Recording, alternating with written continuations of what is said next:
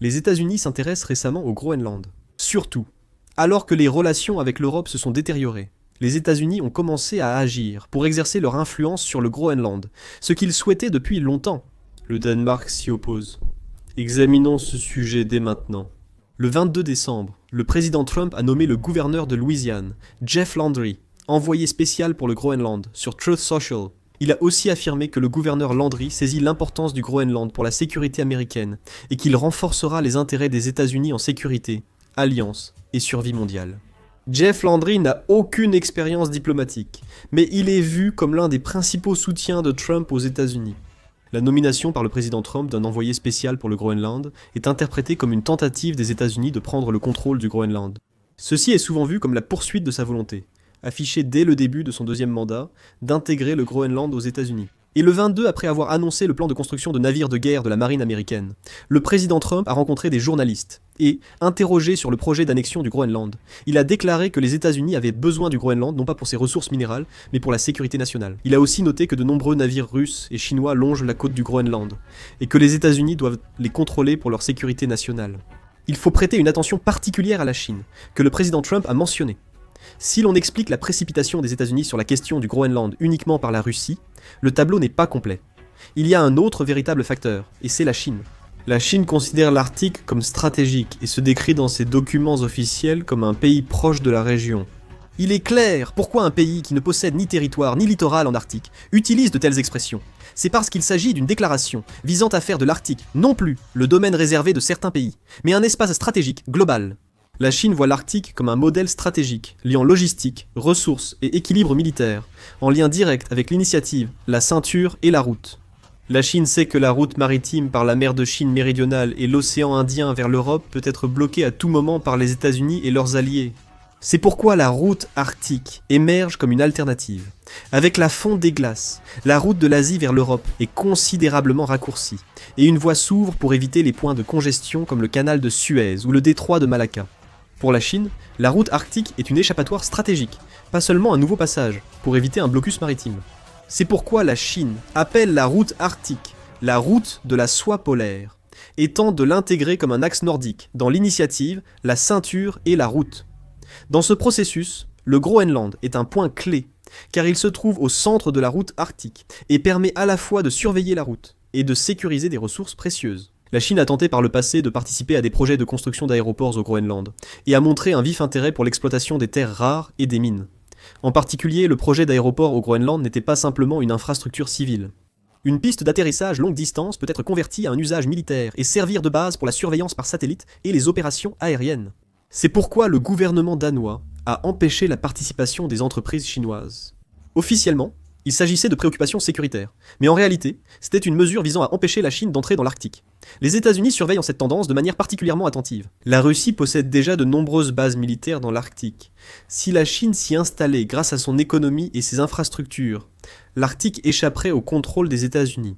En particulier, la Chine a toujours privilégié l'économie et les investissements avant l'aspect militaire, et une fois qu'elle s'implante quelque part, il est difficile de la faire partir. La prise de contrôle de ports, aéroports, mines et infrastructures, suivies d'une influence politique, a déjà eu lieu en Afrique, au Moyen-Orient et en Asie du Sud-Est. Pour les États-Unis, le Groenland serait le premier test de cette stratégie chinoise dans l'Arctique. C'est pourquoi les États-Unis considèrent le Groenland non seulement comme une simple région éloignée ou un point stratégique, mais aussi comme la ligne de front de la compétition pour l'hégémonie entre les États-Unis et la Chine. La raison pour laquelle les États-Unis réagissent de manière particulièrement sensible à la question du Groenland est qu'ils ressentent un sentiment d'urgence. S'ils perdent le contrôle de cette région, la domination sur l'ensemble de l'Arctique pourrait basculer du côté de la Chine. Ce n'est pas la première fois que Donald Trump s'intéresse au Groenland. Lors de son premier mandat, il avait déjà tenté d'acheter le territoire, mais le Danemark et le Groenland avaient rejeté la proposition des États-Unis.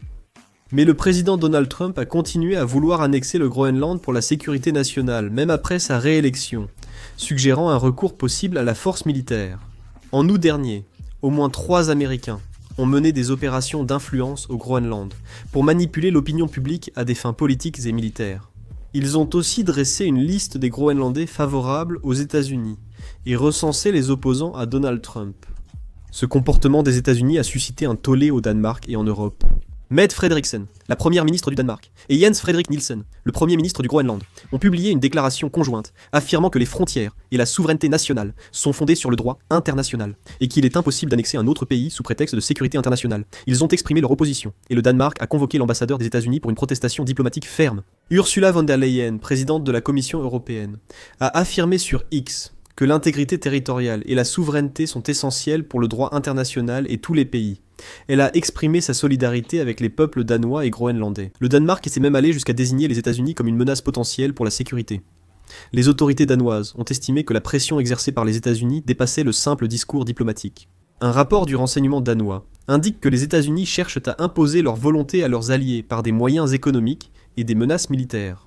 Et dans le rapport sur les perspectives du renseignement pour 2025 publié au Danemark, les États-Unis sont également cités comme une menace potentielle pour la sécurité. Le rapport explique que les États-Unis, qui privilégient de plus en plus leurs propres intérêts, utilisent désormais leur supériorité économique et technologique comme un moyen de pression, et que cela s'applique aussi à leurs alliés et partenaires. L'Union européenne a aussi soutenu la position du Danemark. Le Groenland, se sentant menacé, a fait voter et adopter en novembre une loi limitant la propriété immobilière des étrangers. Selon la loi, seules les personnes sans nationalité danoise ou les entreprises étrangères ayant un permis de séjour ou ayant payé tous leurs impôts au Groenland depuis 2 ans peuvent acquérir des biens ou droits fonciers au Groenland. Cette loi a aussi été adoptée face aux tentatives d'annexion du Groenland par les États-Unis. Ainsi, les tensions autour du Groenland mettent à l'épreuve la relation de confiance entre les États-Unis et leurs alliés européens. Si l'administration Trump persiste à revendiquer l'annexion via un émissaire spécial, cela impactera fortement la cohésion de l'OTAN. Un autre point à considérer est la situation politique interne du Groenland. Le Groenland est un territoire autonome du Danemark, mais il existe depuis longtemps des forces politiques qui revendiquent l'indépendance. Il s'agit d'un mouvement visant à se détacher complètement du Danemark pour devenir un État indépendant. Le problème est la survie après l'indépendance. Moins de 60 000 habitants et une économie très réduite. Le soutien des grandes puissances extérieures est une tentation réelle, ce que les États-Unis savent bien. Sans annexion directe, on peut soutenir indirectement les forces indépendantistes et accroître leur influence. Lorsque le Groenland se sépare du Danemark, la justification américaine prend de l'importance. En fin de compte, la question du Groenland n'est pas seulement un affrontement entre grandes puissances extérieures, mais elle est entrée dans une phase très instable, où une seule décision interne peut complètement changer la donne. Pourquoi le président Torompeu s'intéresse-t-il autant au Groenland ? La principale raison est sans doute le réchauffement climatique. L'océan Arctique offre de grandes opportunités. Le réchauffement climatique ouvre ses routes maritimes, rendant cruciale l'influence dans la région. Dominer l'Arctique promet d'immenses avantages. En 10 ans, le trafic maritime en Arctique a augmenté de 37%, ouvrant davantage les routes arctiques. Le Groenland détient du pétrole et des ressources naturelles, dont des minéraux rares essentiels aux semi-conducteurs. Pour les voitures électriques, 43 des 50 terres rares nécessaires y sont présentes. On estime que leur valeur s'élève à environ 14 500 000 milliards de wons. En ce qui concerne le pétrole et le gaz naturel, le Groenland est le 3e plus grand réservoir de l'Arctique. De plus, pour les États-Unis, le Groenland revêt une grande importance, car il est plus proche de New York que de Copenhague, la capitale du Danemark. C'est un endroit important pour la sécurité des États-Unis. Si les États-Unis contrôlent le Groenland, ils seraient à 3600 km de Moscou, ce qui permettrait de déployer des missiles ou des bombardiers pour contenir la Russie. Le Groenland, riche en ressources, occupe une position stratégique face à la Russie et constitue une base essentielle pour les routes arctiques, ce qui en fait une priorité pour les États-Unis. Quelle est la valeur du Groenland ? En 2019, le Washington Post l'a estimé à environ 2 500 000 milliards de wons.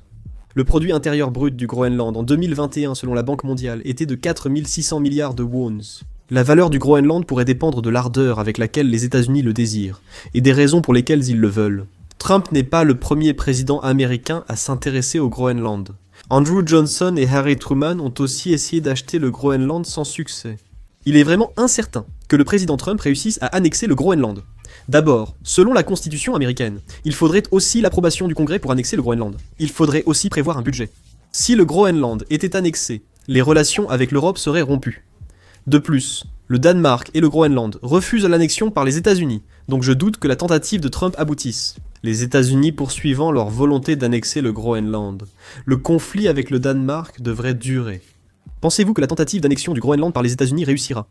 Je suis également curieux de connaître votre avis, alors n'hésitez pas à le partager dans les commentaires. C'est tout pour cette vidéo, merci beaucoup.